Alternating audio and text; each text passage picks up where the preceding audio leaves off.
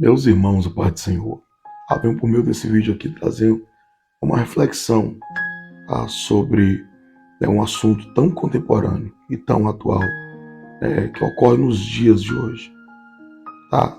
Atos capítulos número 15, versículos número 22.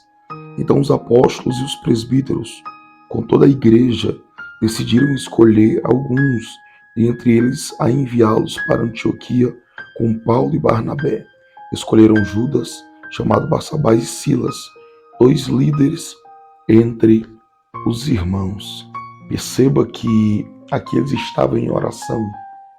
É que o Espírito vem, se manifesta, e o Espírito separa para enviar através da igreja. Perceba que não são eles que se enviam, não são eles que se oferecem. Aqui é o próprio Espírito, através da igreja, que vai enviá-los, porque é a igreja que reconhece o chamado dos missionários.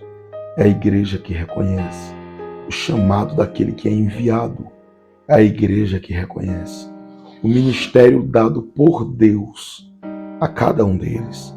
Então temos que entender algumas verdades aqui. Primeiro, todo missionário, todo evangelista, todo aquele que vai fazer o ID do Senhor, ele primeiro tem que ser aprovado por Deus. Segundo, tem que ser aprovado pela sua igreja.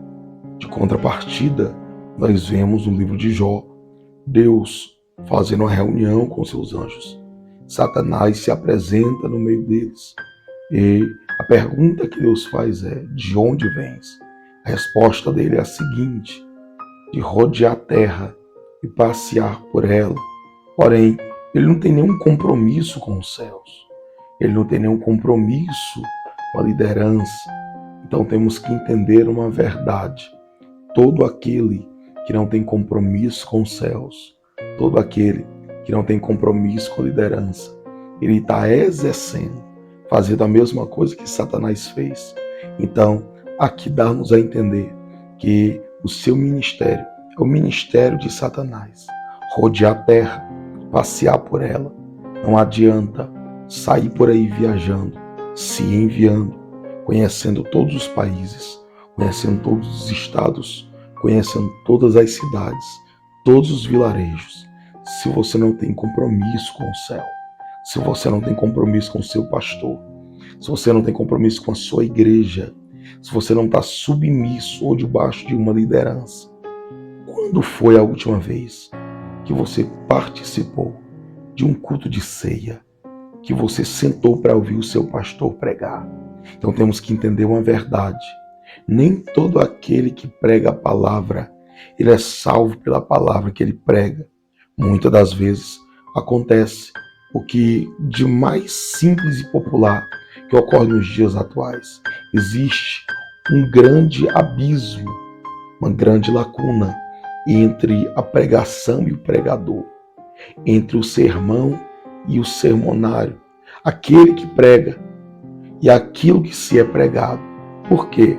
Justamente por causa disso, pregadores sem compromisso, pregadores sem liderança, pregadores que querem pregar com autoridade, mas não se submetem à autoridade, pregadores que querem que outros se submetam a eles, mas eles mesmos não são submissos. Isso aqui, algumas verdades intrínsecas dentro desse texto, dentro dessa palavra.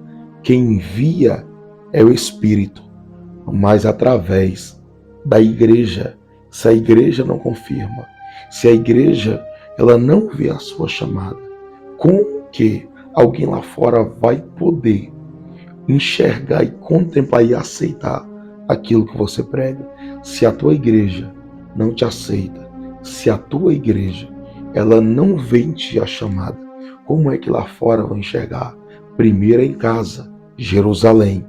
Primeiro é em casa, Jerusalém, para receber, para ser cheio, para ser moldado. Depois vai para os quatro cantos da terra, tá? Receba essa palavra em nome de Jesus. Quem capacita, quem separa é o Espírito através da igreja para ser enviado para a obra missionária Que Deus te abençoe.